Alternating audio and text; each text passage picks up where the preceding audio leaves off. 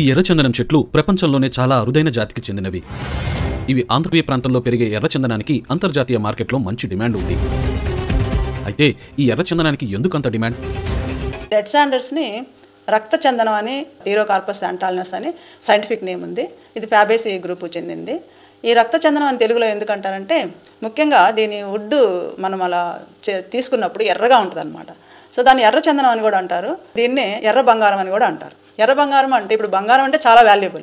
ఎర్ర బంగారం అంటే ఇది ఇంకా బంగారం కన్నా చాలా వాల్యుబుల్. అది ఎక్కడ ఉంటుందంటే ఏ ఖండంలోనూ ఇది లేదండి. ఒక ఇండియాలోనే దట్ స్పెసిఫిక్గా మన ఆంధ్రప్రదేశ్లో నల్లమల్ల అడవుల్లోనే శేషాచలం కొండలు అటవీ ప్రాంతంలో నాణ్యమైన ఎర్రచందనం దొరకడానికి ప్రధాన కారణం ఇక్కడి నేల స్వభావమే అంటున్నారు నిపుణులు. ఇతర ప్రాంతాల్లో రైతులు వీటిని పెంచుతున్నప్పటికీ అవి అంత నాణ్యంగా ఉండటం లేదు.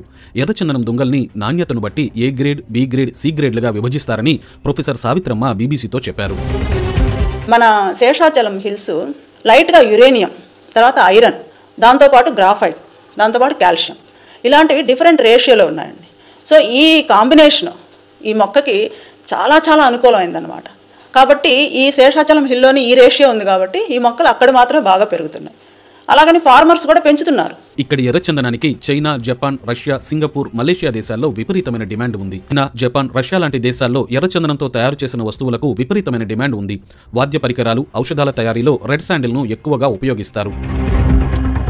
ముఖ్యంగా చైనా, జపాన్ వాళ్ళు ఈ వుడ్తో చేసినటువంటి పాత్రలు అంటే స్పూన్లు కానీ, ఆ స్టిక్స్ కానీ, తర్వాత కిచెన్లో వాడే గిన్నెలు, గ్లాసులు, ఇలాంటివన్నీ వాళ్ళు తయారు చేసుకుంటారు.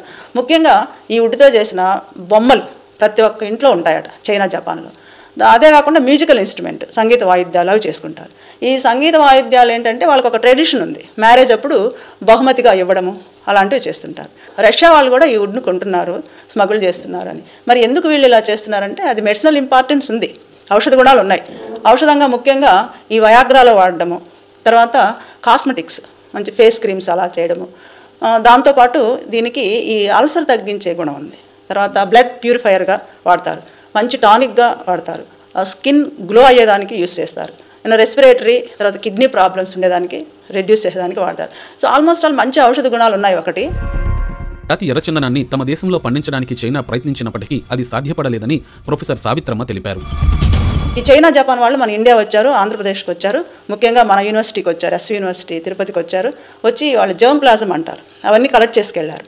కలెక్ట్ చేసి అంటే గవర్నమెంట్ పర్మిషన్తోనే వచ్చారు.